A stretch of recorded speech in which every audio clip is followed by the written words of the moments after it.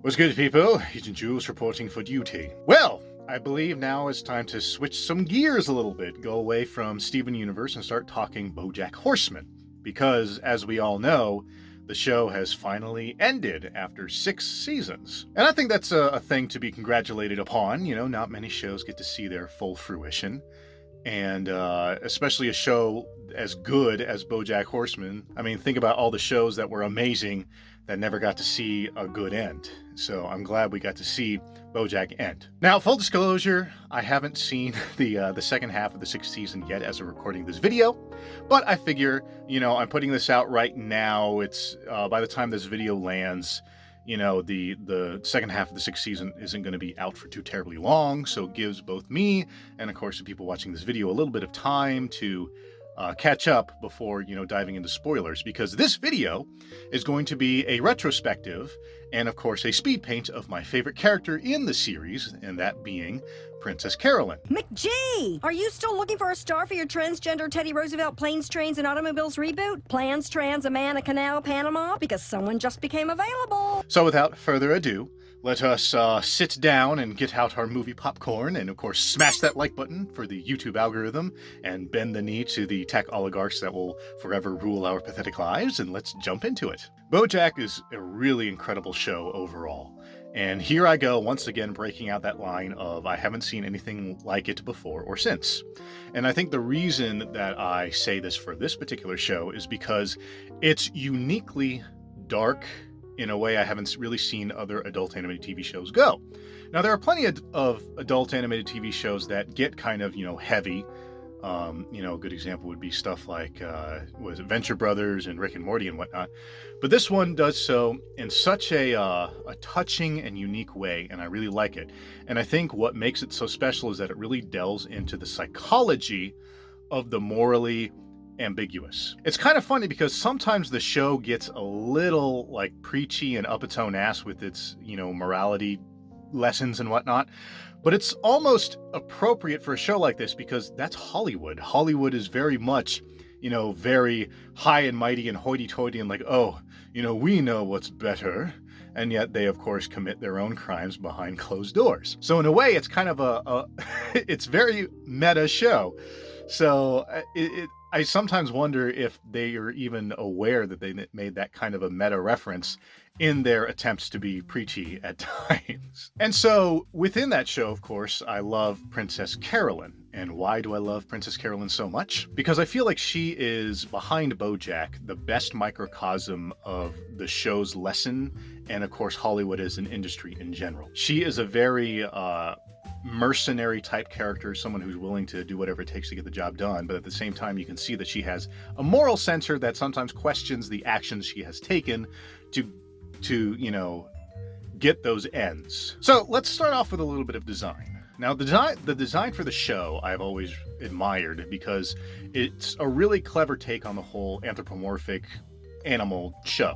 One thing I always found kind of clever in its simplistic way is that all the animal characters, the only animal parts of them are the heads.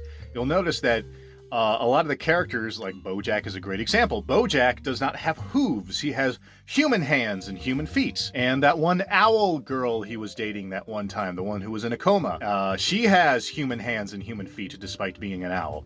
And, you know, with some exceptions to some characters having animal limbs, like the Tarantula Tarantino director character and whatnot, they're all very human. So much to the point where you could just swap out their animal heads, make them all human, and you can still tell the same story. But they decided to add the animal aspect just for that extra bit of cleverness, and I kind of admire them for doing something like that. For Princess Carolyn, specifically, you know, I love her, you know, like her stark pink fur makes her really stand out. I really love her name is hilarious, Princess Carolyn. You know, again, it's going into this world where you can have a character like, you know, Bojack Horseman, who has a more traditional first name, last name kind of naming convention. And then you have him stand side by side with a character named Mr. Peanut Butter, who is called that with a completely straight face, and that is his legal name and everything. And Princess Carolyn is her legal name. And of course, you know, it's funny because you call your pets like, you know, Mr. Schnookums and, you know, Captain Grumpy Pants and other weird names you would give your diabetes cat. And of course, she also has a lot of like cat-themed puns about her. Like she has her weird ringtone that sounds like the meow, and then she always says "oh fish." And look, I don't like puns. I hate puns. But I will begrudgingly admit that sometimes when they use animal-like puns on Bojack Horseman with some of the characters, I sometimes find it kind of clever. So I'll let it slide just this once. Another thing I really like about Princess Carolyn is her face design. Yes, it's very cat-like, of course, but they did it in such a way that she has this face that can make a really great, no-nonsense scowl. She has a really great stone face, but at the same time, she's really good at expressing other emotions like, remorse, happiness, joy, contemplation, and whatnot. She really reminds me of the character Molly Grew from the Last Unicorn movie. Both characters are these very weathered women who's they've seen it all and they take no nonsense, but somewhere deep down inside of them, there's still that spark of innocence and vulnerability that they hold on to because it's all they have left. And I really like characters like that. And so Princess Carolyn, that aspect of her really stands out to me. Now, going into some characterizations, the thing I love about Princess Carolyn is, as I mentioned before, her mercenary type personality. She's someone who's very much willing to do whatever it takes to get the job done. She's willing to manipulate. She's willing to let things slide. She's willing to see things that would otherwise, outrage or whatever, and just kind of brush it under the rug in order to get something made or get something done or have a deal, go through and whatnot. And a really great example of that would be the arc in this final 6th season where the assistants are trying to make an assistants union. And of course, Princess Carolyn, along with the turtle producer guy, whose name I can't remember, they're trying to counteract this union by seeing if they can pull this trick here or that trick there and just kind of take advantage of the main spokesperson's naivete and get him to sign a contract that would be more beneficial to the producers and, screw over all the assistants.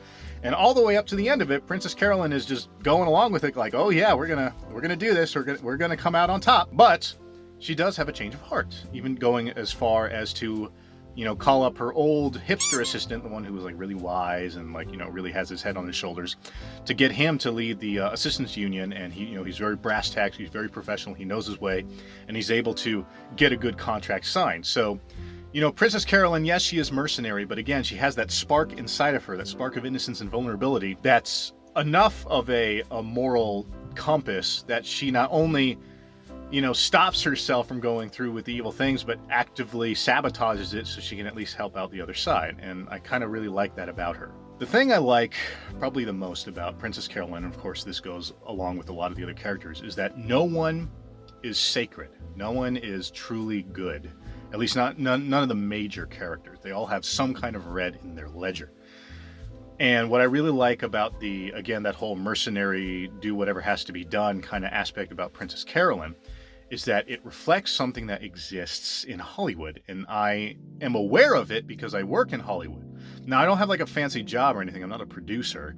I'm just a production assistant. And for those of you who know what a production assistant is, that's pretty bottom of the barrel. But I do work on a very popular reality TV show, and I have seen some of this stuff firsthand. And the example I want to give about the mercenary aspect in Hollywood has to be the Harvey Weinstein incident. Harvey Weinstein did a bunch of bad things and got called out for it.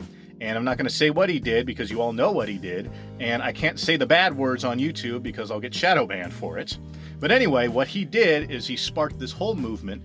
And part of that movement involved going after people who supposedly helped him. And the thing is that some people really were complicit, but other people just merely didn't speak up about it. And what I really love about Princess Carolyn is that I am willing to bet money that Princess Carolyn would have been one of the people who probably would have heard of what Harvey Weinstein did and just kind of shrugged it off and went along with her job. Like, I believe she would have been that mercenary about it. And a lot of people think that they would say like, oh, no, not I. If I were in that position, I would totally call them out and be this champion voice. And the answer is no, you probably wouldn't. A lot of us probably wouldn't. In fact, it took a lot of, women coming together to finally even call him out about it before it started to catch on. And, we all like to think that we would be this great hero And there are some people who are like that, but the majority of us probably wouldn't unless we had a lot of backing. And I truly believe that Princess Carolyn probably wouldn't have been such a great hero, because she hasn't been. She's been in these scenarios where, she let things slide. And yes, occasionally she did good, but that's why I like her so much, because she's like us. We don't want to admit to ourselves that we're capable of overlooking evil or even bad things. And that's not to say that we're all horrible, bad people. That's to say that we're all human. And that's what I really enjoy about Princess Carolyn, is she's so painfully human. She is a cat who is human. And I love seeing that about her. I love seeing when she does bad stuff, even though I say to myself, damn, Princess Carolyn, you done goofed on that. And of course you see this a lot in Bojack too, but I love Princess Carolyn's particular story because she has those two sides that are constantly warring with one another. She has her cold, calculating, I am a robot, I will do what needs to be done, I will ignore whatever I have to ignore. And she has that other side who wants to be vulnerable and motherly, and has these desires to be something else, and to think of herself as a good person, to think of herself as a good mother who's capable of raising a good child.